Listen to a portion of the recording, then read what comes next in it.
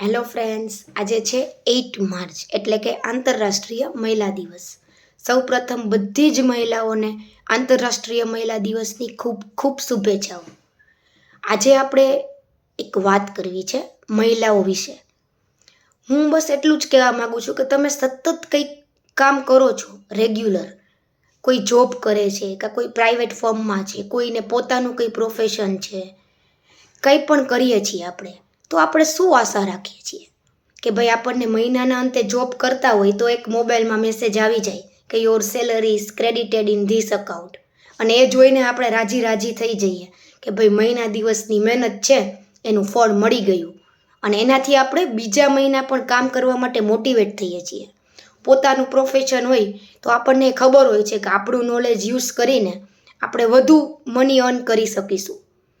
કોઈ સારા એવા લેખક હોય કે કોઈ બી હોય વ્યક્તિ, કોઈ બુક્સ લખતું હોય કે કોઈ પ્રોફેસર કે કંઈ હોય તો એને પણ સતત એપ્રિસિએશન મળતું હોય છે કે આ બહુ સારું ભણાવે છે, કે બહુ સારું લખે છે, આનો આઈક્યુ બહુ સારો છે. તો એનાથી શું થાય કે આપણે એ વસ્તુ કરવા માટે, એક કામ કરવા માટે વધુ આપણને ઇન્સ્પિરેશન મળે, આપણને પ્રેરણા મળે અને થાક ઓછો લાગે. તો આવું જ બધાને લાગવું પડે ને. પણ શું આપણે પણ બધી જ વ્યક્તિ કે જે આપણા માટે ઘણું બધું કરે છે તેને મહત્ત્વ આપીએ છીએ? જવાબ છે ના. આપણે બધી જ વ્યક્તિને મહત્ત્વ આપી શકતા નથી. તેનું કારણ શું છે?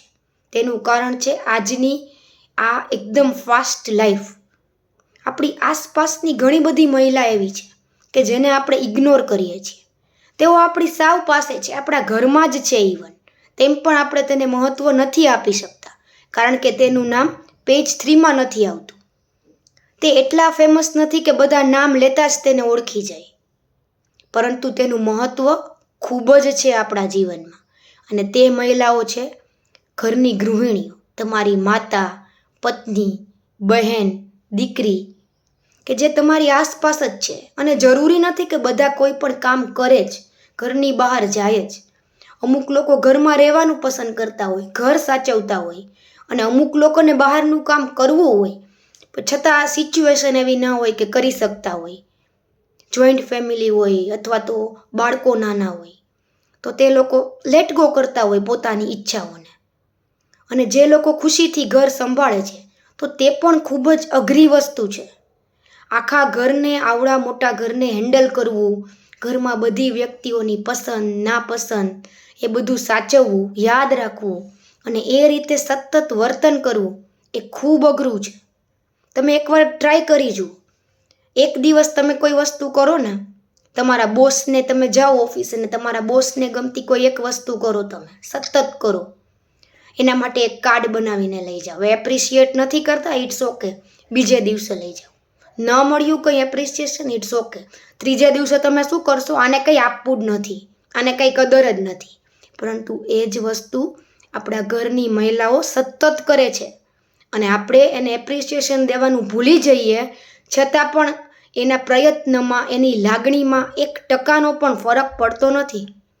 તો આપણે આજે એ મહિલાઓને કે જેઓએ ખરેખર આપણા માટે ખૂબ બધું કર્યું છે અને કરતી રહે છે, આજે આપણે તેમને આ દિવસ ડેડિકેટ કરવો છે અને તેમને કહેવું છે કે તમારું મહત્ત્વ અમારા જીવનમાં ખૂબ જ છે અને તમે જે કરો છો ને એ કામ અતિશય અઘરું છે, જેના માટે સેલરી એ ખૂબ નાની વસ્તુ છે. તમારો જે ફાળો છે ને અમારા જીવનમાં એ અમૂલ્ય છે. તો તેમને પણ આજે ફીલ કરાવીએ કે તેઓએ ખૂબ વધારે મોટી વસ્તુ કરી છે જીવનમાં, જે કરવી ખૂબ જ અઘરી છે. સતત કોઈ કામ કરવું કંટાળ્યા વગર, કોઈ પણ આશા વગર, કોઈ પણ ડિમાન્ડ્સ વગર, એ ખૂબ અઘરી વસ્તુ છે.